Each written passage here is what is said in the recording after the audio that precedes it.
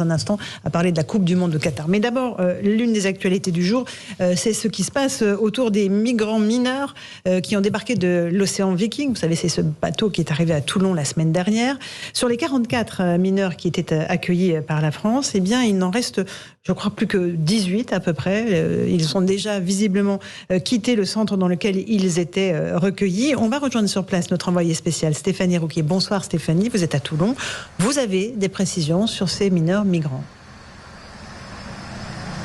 Oui, effectivement, Laurence, le département du Var nous a informé que plusieurs migrants mineurs pris en charge dans cet hôtel de Toulon ont fugué. Mais techniquement, eh bien, le département ne parle pas de fugue, car ces jeunes, ici, contrairement aux adultes de l'Ocean Viking, placés, eux, en zone d'attente à Gien, eh bien, ces jeunes, eux, eh bien, ils sont libres de leur mouvement, ils peuvent se déplacer. Il n'y a pas de force de l'ordre à l'extérieur, seulement 2 agents de sécurité à l'extérieur qui sont là, eh bien, pour leur sécurité à eux, mais ils sont libres de leur mouvement selon les droits de l'enfant. Alors, et ces jeunes, donc, je vous en parle un peu plus, ils sont tous érythréens et ils ont remercié donc les services qui s'occupent d'eux depuis le début et ils ont dit qu'ils partaient rejoindre des amis, de la famille en Angleterre ou en Allemagne. Sachez que le responsable qui gère cet accueil ici nous a expliqué qu'ils ont l'habitude de gérer ces mineurs isolés et il nous a expliqué que systématiquement, eh bien, les Érythréens, ils préfèrent prendre la route tout seuls, ils continuent leur chemin tout seuls car les démarches administratives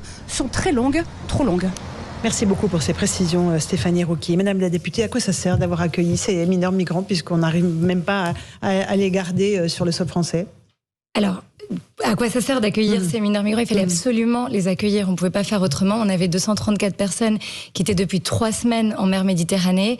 On sait tous que la mer Méditerranée voit chaque année des milliers de morts, donc on ne pouvait pas faire autrement.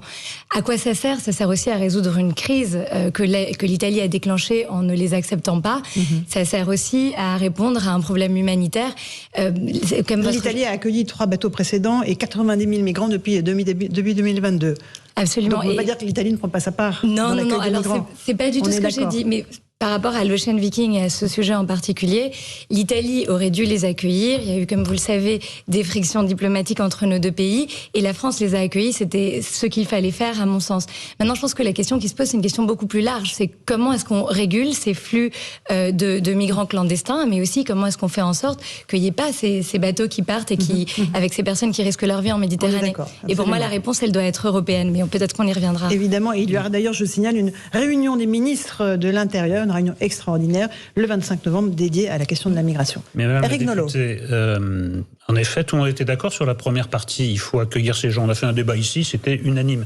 Mais j'ai entendu dans les déclarations du gouvernement, dans M. Darmanin, il faut accueillir ces gens pour des raisons humanitaires. Et il y avait une suite. Mais ces gens seront sous bonne garde. D'ailleurs, ils ne sont pas admis sur le territoire français. Ils sont en transit. On va examiner leur cas, chacun à son tour. C'est pas du tout ce qui se passe. C'est que, en effet, on ne nous a jamais expliqué que ces mineurs, par exemple, pouvaient disparaître dans la nature. Apparemment, en toute quiétude, c'est pas une fugue. Ils ont serré des mains et ils sont partis. Ils ont remercié. Voilà, ce discours qui essaye d'équilibrer l'humanitaire et la fermeté, en fait, il est tout le temps pris à défaut parce qu'il n'y a plus que de l'humanitaire et il n'y a pas de fermeté. Donc, si vous voulez, par rapport à l'opinion publique, c'est catastrophique parce que les gens voient bien que vous, c'est un vous collectif, vous payez de mots et que la réalité vous démange jour après jour.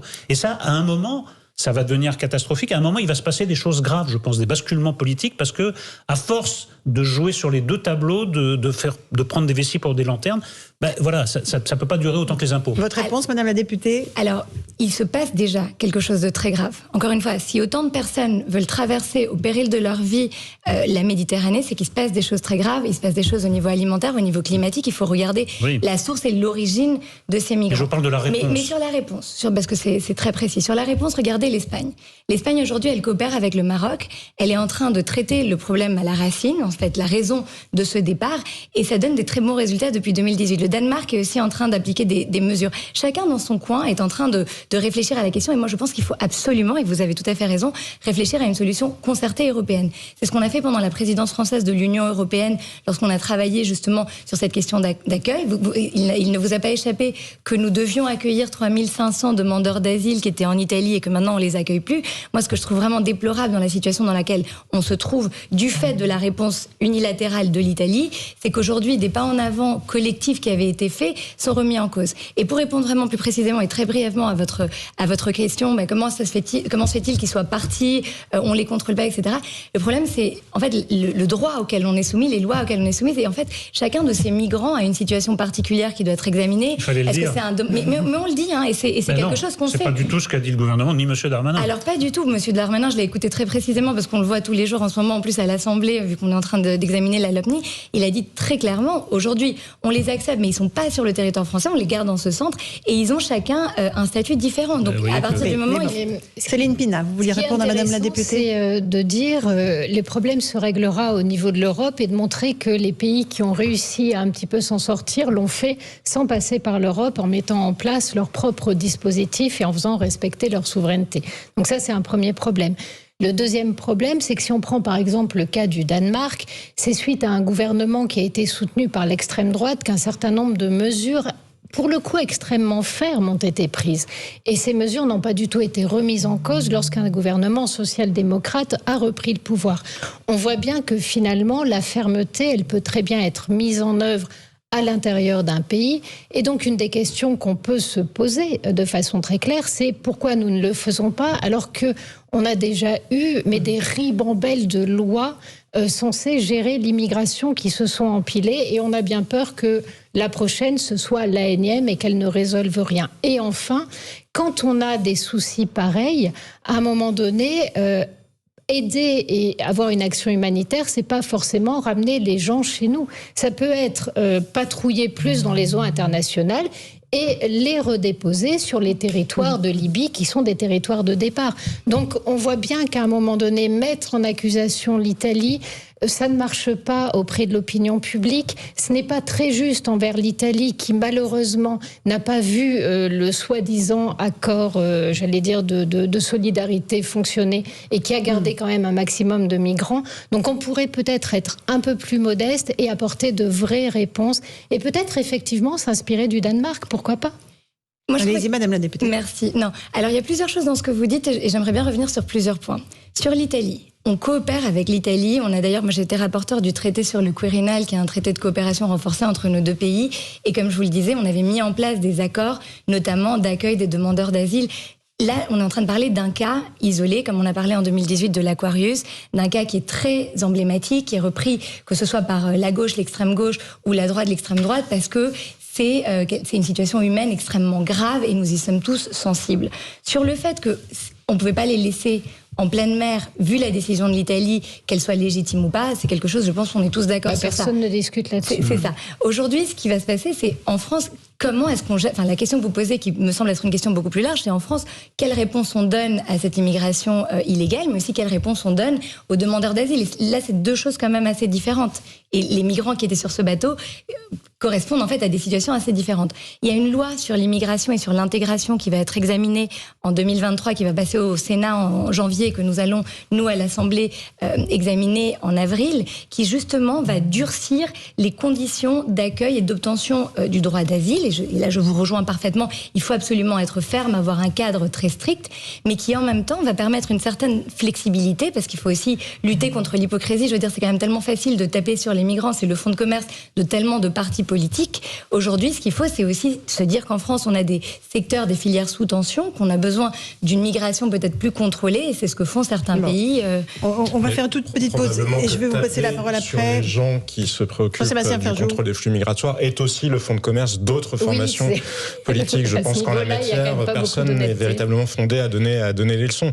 Mais on ne peut pas faire abstraction de la réalité. Pour le coup de l'appel d'air, j'entendais hier une sénatrice socialiste notamment qui disait que c'était un concept d'extrême droite. et ça rejoint exactement ce que je viens de vous dire sur ces gens qui font fonds de commerce, de taper sur ceux qui se préoccupent pourtant de ce qui est une volonté exprimée de manière répétée, et élection après élection, des Français, comme d'ailleurs de la quasi-totalité des peuples européens, de contrôler mieux les flux migratoires. Plus de sévérité dans la mais voilà, non, mais des chiffres qu'on trouve dans les données des Nations Unies. Je ne crois pas qu'on puisse qualifier l'ONU d'organisme d'extrême droite. En 2016, il y a eu 5136 morts en Méditerranée. À l'époque, le gouvernement italien, et notamment dans la zone qui se situait entre la Libye et l'Italie. À l'époque, le gouvernement italien était un gouvernement dirigé par le Parti libéral-démocrate. Quand Matteo Salvini est devenu le ministre de l'Intérieur, qu'il a fait savoir très clairement que l'Italie ne voulait plus accueillir de migrants, ce nombre a été divisé par 2. Céline Pina parlait de l'exemple du Danemark, c'est la même chose. Donc là, vous dites qu'il y a un appel d'air qui a été créé. Mais en tout cas, la fermeté. Donc l'humanisme n'est pas forcément là où on dit qu'il est, parce que justement, quand on se montre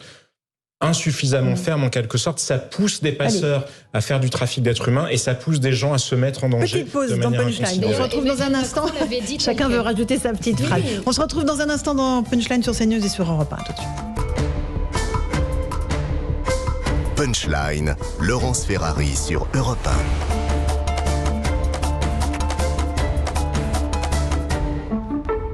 18h17, on se retrouve en direct dans Punchline sur CNews et sur Europe 1. On va écouter à propos des mineurs migrants de l'océan Viking qui, pour une grande partie, ont quitté les lieux où ils étaient à Toulon. On va écouter Christophe Paquette, qui est le directeur général adjoint en charge des solidarités humaines du département du Var. Il dit, mais notre mission, c'était pas de les garder, c'était juste de les mettre à l'abri. Visiblement, c'est raté. Écoutez-le. On sait que, en particulier, certaines nationalités ont un objectif qui est de rejoindre des proches qui se trouvent généralement dans un pays hors de France. Et donc, on sait que c'est des jeunes qui ne font que passer. Et comme nous, on a la mission de mettre à l'abri ces jeunes, mais on n'a aucun moyen juridique de les retenir. Et donc, ces jeunes, nous les avons pris en charge, nous les avons mis à l'abri, et nous savions que certains d'entre eux, sans doute, allaient nous quitter. Ils sont absolument libres de partir, et ce qui est normal. On les a encouragés à rester, en leur expliquant qu'en restant, ils étaient à l'abri et qu'on avait la mission de les protéger. Ils étaient reconnaissants de cette prise en charge, mais déterminés à atteindre leur objectif. C'est ubuesque, enfin c'est Éric Nolot, on ne sait pas quoi dire en fait. C'est toujours la même histoire. Le bon sens et la justice voudraient qu'en matière migratoire, on marche sur 2 jambes. Il y a la jambe de l'humanitaire et la jambe de la fermeté. Et à chaque fois, il n'y a que la jambe humanitaire. On vous dit, ces gens-là, il faut les accueillir, nous en sommes tous d'accord, mais ils seront sous contrôle. Il s'avère qu'ils ne sont pas sous contrôle. On nous dit, les mineurs isolés, vous comprenez, ils sont mineurs isolés. Le commissaire Lebars nous expliquait tout à l'heure qu'après contrôle, 95% des gens qui se présentent comme mineurs isolés sont des majeurs. Vous parlez du droit d'asile.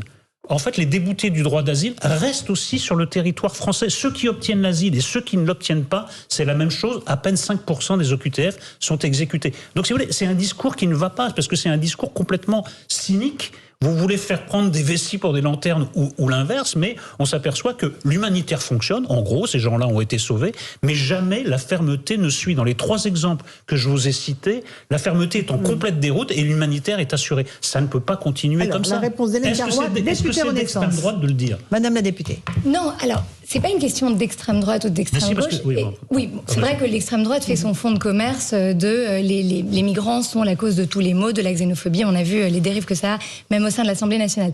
Mais aujourd'hui, vous avez raison de poser la question du droit qui s'applique. Moi, avant d'être députée, je suis avocate. J'ai beaucoup travaillé pro bono pour la défense de demandeurs d'asile. Je peux vous dire que c'est une procédure extrêmement longue, que c'est extrêmement difficile. Au barreau de Paris, on avait une association qui les accompagnait. Ils dormaient au square Villemain. C'est pas des situations humaines qui sont souhaitables. Et encore une fois, il faut revenir 2 secondes en arrière. Pourquoi est-ce qu'on en est là?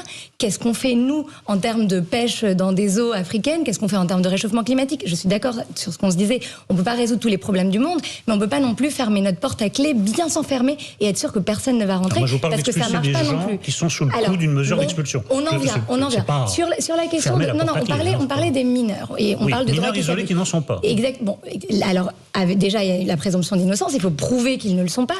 Mais on peut pas accuser Gérald Darmanin, le ministre de l'Intérieur, de faiblesse ou de complaisance à l'égard des mineurs. C'est pas du tout sa ligne politique. Comme je vous le disais, il y a une loi qui va passer, qui va durcir ces conditions, mais qui, en même temps, va prendre en compte la réalité. Parce que le problème du discours de l'extrême droite, c'est qu'on dit c'est de leur faute, on pointe du doigt, et on regarde pas qu'en même temps, en France, on a besoin... besoin. Moi, je vous interroge sur l'impuissance. Et puis d'ailleurs, moi, je vous interroge sur la raison de cette situation-là. Oui. Moi, je vous dis que si on ne se concerte pas au niveau européen, si on ne travaille pas ensemble pour que ces bateaux ne viennent pas, et là, je vous rejoins tout à fait sur le fait qu'on a besoin d'avoir une police aux frontières, qu'on a besoin d'avoir plus de contrôle en amont, plus de coopération avec les pays d'où ces bateaux partent, ça ne sert à rien de dire il n'y a qu'à Faucon. Parce que au final... Justement, non, mais, tout est dans le si. Si je vous dis, si on ne travaille pas avec la Chine et avec l'Allemagne en matière de sujets énergétiques, nous ne combattrons pas le dérèglement climatique. Vous voyez bien que la Chine rouvre un maximum de centrales à charbon et l'Allemagne aussi. Oui, mais nous, ce que je veux dire, c'est que c'est facile d'être dans la critique. Ce qu'il faut, c'est être dans l'action. C'est ce qu'on fait. Aujourd'hui, c'est ce qu'on est en train de faire. Merci, mais je vous assure que, vu au regard de ce que sont les réalités politiques européennes, au regard de ce que sont les divergences, au regard de ce que sont les égoïsmes nationaux face à ces sujets-là, d'ailleurs les 3500 migrants que la France était engagée à accueillir de l'Italie sans que ça ait été dit publiquement avant l'épisode en question, on ne l'avait pas fait, on n'avait même pas commencé à le faire. Donc nous sommes nous-mêmes pris dans notre propre égoïsme, si on a envie de le voir par ce prisme-là. Arrêtons de faire semblant que les Européens sont prêts à travailler ensemble. Quand les Polonais avaient déjà 2 millions d'Ukrainiens sur leur territoire avant même le début de la guerre, oui mais pardon, et qu'on sanctionnait quand même la Pologne parce qu'elle refusait d'accueillir d'autres migrants, vous voyez bien que de toute façon chacun joue sa carte. Donc je suis d'accord avec vous, dans un univers idéal, mais la politique ça n'est pas de vivre dans un univers idéal, c'est de vivre dans le monde dans lequel nous vivons. Dans ce qu'on propose dans le cadre de la présidence européenne, dans le pacte qui est déjà rédigé. Vous n'êtes pas chancelière allemande, non, je ne suis pas la première ministre de Hongrie. Mais je suis députée et on est obligé en 2023 pas député européen non plus d'ailleurs. Mais cette loi qu'on va proposer pour la France, parce qu'on parle de la France, je vais faire en sorte qu'elle puisse être approuvée et qu'au lieu d'avoir un discours purement politicien sur un sujet qui est extrêmement complexe, parce que qu'est-ce que vous proposez ? Enfin, on ferme nos frontières et c'est tout. Non, aujourd'hui, mais on est tout à fait d'accord. Mais nous, on est dans l'action, on est en train de faire. Modéré. Oui, tout à fait. Mais quand je vous écoute, j'ai l'impression que tout discours de fermeté est classé à l'extrême droite. C'est ça qui non, alors pas du tout. Si c'est pas du tout. Alors, Céline Pina. Le sentiment que l'on peut avoir, c'est celui d'une forme d'inéluctabilité, c'est-à-dire qui dirait, regardez, dans le monde, un certain nombre de pays, voire de continents, vont subir les rigueurs du changement climatique, vont subir des problèmes en termes de nourriture, en termes d'accès à la production, etc., etc. Et on a vu, l'ONU par exemple a fait des simulations dans lesquelles ils annoncent l'arrivée potentielle en Europe et ça se chiffre en dizaines et dizaines de millions de personnes. Quand vous regardez ça et que vous entendez certains discours, vous avez le sentiment que les dirigeants sont en train de dire à leur peuple, eh bien écoutez, on n'y peut rien, on ne peut pas s'y opposer, on ne peut pas vous protéger. Et les peuples, eux, ce qu'ils entendent, c'est nous, on va devoir accueillir toute la misère du monde, alors que notre avenir, nous, quand on regarde au loin, on n'a pas l'impression que ce qui nous pend au nez, c'est d'être des privilégiés. Et vous, élite, vous allez échapper à cette quote-part parce qu'aujourd'hui, finalement, ceux qui subissent la présence de nombre important de migrants, ceux qui subissent malheureusement, parce que quand les gens sont pauvres et qu'ils n'ont pas de moyens de travailler, la délinquance est une de leurs issues, ils n'ont pas le sentiment ni d'être entendus, ni d'être respectés, ni qu'on leur répond. Et quand un certain nombre de politiques parlent de ces questions-là, on les rejette immédiatement à l'extrême droite. À un moment donné, on n'entendra plus des questions de pitié s'il n'y a pas des réponses effectives sur un territoire. Bon, allez, votre réponse, Madame la députée. Très brièvement, moi j'aimerais juste qu'on prenne encore une fois un tout petit peu de hauteur. Moi je vais vous donner un exemple que je connais bien. Je suis la députée qui représente les Français qui résident en Amérique latine et dans les Caraïbes. La plus grande population de migrants aujourd'hui, c'est la population vénézuélienne. La Colombie, vous serez d'accord avec moi, n'est pas un pays particulièrement riche ou un pays particulièrement facile. Lorsqu'il y a eu une pression migratoire extrêmement forte vénézuélienne qu'a fait la Colombie, elle a donné des permis à ces migrants vénézuéliens pour leur permettre d'avoir un travail, s'intégrer, etc. Des permis provisoires, contrôlés de 2 ans. Mais ils ont pris en compte cette réalité. Aujourd'hui, c'est en Amérique latine qu'il y a le détroit la jungle du Darién où il y a la plus grosse, disons, catastrophe et tragédie migratoire. Donc moi, ce que je dis, c'est pas un discours angéliste que tiennent certaines personnes sur la gauche de l'hémicycle, ni un discours finalement un peu réducteur à mon sens que l'on peut tenir de l'autre côté. Ce que je dis, c'est aujourd'hui, on est face à des problématiques mondiales. Les immigrés climatiques de demain, ce sera peut-être nous en fait. Et donc la réponse qu'on doit apporter, ça doit forcément être une réponse concertée. Très étrange, vous savez. Parce que ce que vous dites, c'est que la Colombie doit prendre en charge la politique délirante du Venezuela. C'est-à-dire que le Venezuela continue, parce que c'est un pays très riche, le Venezuela, notamment à cause du pétrole. Ce sont les plus grandes réserves de pétrole au monde. Voilà. Et la population fuit massivement parce qu'il n'y a plus rien à manger, il n'y a plus de médicaments. Donc, si vous voulez, on est... Alors moi, je serais très contente de répondre. Les insuffisances moi, je dis qu'il faut avoir une réponse pragmatique. C'est bizarre. Qu'il faut avoir une réponse il faut avoir une réponse pragmatique. Et aujourd'hui, encore une fois, moi, je vous invite à regarder cette loi quand elle va nous être présentée, parce qu'elle est justement dans ce sens-là. Madame la députée, qu'est-ce qu'elle changera, cette loi? C'est ça la réalité. 100% d'OQTF exécuté, nous a promis le président Macron en 2018. Et on en est à peine à 5%, c'est ça la réalité. Non mais vraiment, sur les OQTF, moi je pense qu'il serait très difficile pour n'importe quel autre président de les faire respecter. Donc c'est bien pour ça qu'il faut prendre le problème en amont et qu'il faut dissuader les gens de venir. Vous parliez d'Amérique du Sud, mais que s'est-il passé en Équateur, justement, puisque vous connaissez bien l'Amérique du Sud? L'Équateur, quand il était dirigé par un président... S'il vous plaît, non. Arrêtez avec l'Amérique du Sud. J'aime beaucoup l'Amérique du Sud. Mais là, nos téléspectateurs et nos auditeurs, c'est-à-dire que, oui, mais non, parce que ce sont des débats politiques qu'on a en France aussi, sauf qu'ils ont été... Mais ils ont été mis en œuvre, mais c'est intéressant parfois de ne pas parler juste en théorie, de regarder quand on fait les choses, qu'est-ce qui se passe derrière. C'est mieux de parler de choses donc concrètes. l'Équateur, qu'est-ce qu'ils ont fait? Ils ont inscrit dans la constitution équatorienne le fait que tous les fameux réfugiés vénézuéliens et tous les fameux réfugiés colombiens avaient les mêmes droits que les Équatoriens quand ils arrivaient. Qu'est-ce qui s'est passé justement? Le président qui était ami de Jean-Luc Mélenchon, il a été balayé et les Équatoriens ne veulent plus du tout de cette politique-là. Donc vous voyez bien que la question de c'est ce qui va se passer chez nous. Non mais on ne peut pas faire abstraction de la logique de l'appel d'air et du faire et de faire entendre le message, parce que tout ce qui laisse entendre que nous sommes accueillants accentue les phénomènes. En fait, c'est simplement que quand on impose à un pays quelque chose qu'il ne désire pas et qu'il semble non pas être contrôlé par leurs dirigeants, mais leurs dirigeants sont tellement impuissants que de toute façon, ils préfèrent accompagner que gérer. À ce moment-là, vous suscitez des réactions de population extrêmement violentes et c'est pas quelque chose que l'on peut souhaiter, tout simplement. Allez, le dernier mot pour vous, Madame la députée. Alors moi, je ne vais pas du tout défendre les régimes extrêmes, d'extrême gauche d'ailleurs, d'Amérique latine. Ce que je veux dire, c'est qu'aujourd'hui, on est face à une réalité et qu'il faut prendre un tout petit peu de hauteur lorsqu'on traite des questions migratoires et voir les problèmes dans leur ensemble, voir nos accords de libre-échange, voir la pêche sauvage qu'on pratique sur certains territoires, voir comment en fait les problèmes qui se passent aujourd'hui et dont on a une part de responsabilité sont en train d'avoir un impact sur la migration. Est-ce que vous êtes au contact des Français? Oui, tout à fait. Je crains que si vous êtes allé au bord de la Chapelle? Mais je suis allée au bord de la Chapelle. Vous avez discuté avec les jeunes gens qui sont là? Des gens qui vivent dans des tentes cachées au bord de la Chapelle. Ben non, on est tous d'accord. On est tous d'accord. Et justement, c'est pour ça que ceux qui sont sur le sol, il faut les intégrer, et c'est ce qu'on propose dans cette loi. Et ceux qui sont dehors, il faut les accompagner, il faut aider les. Je pense qu'on dit la même chose. Non, je pense pas qu'on dit la même chose sur le fait que. Parce que ce qui est choquant, c'est que par exemple, si vous expliquez aux habitants de Calais, aux gens qui se font harceler, aux femmes qui se font harceler quand elles passent rue de la Chapelle, si on leur explique, mais vous savez, vous êtes coupable de ça à cause de la manière dont vous pratiquez la pêche sauvage. Alors c'est pas du tout ça. Sincèrement, oui, mais c'est comme ça. Moi, je dis juste qu'il faut prendre de la hauteur. Quand vous le dites comme ça, les gens l'entendent de cette manière-là. Et prendre de la hauteur, c'est très compliqué de prendre de la hauteur quand votre quotidien est insupportable à cause de l'environnement dans lequel vous vivez. On va devoir arrêter ce débat qui est très intéressant, qui a été passionnant.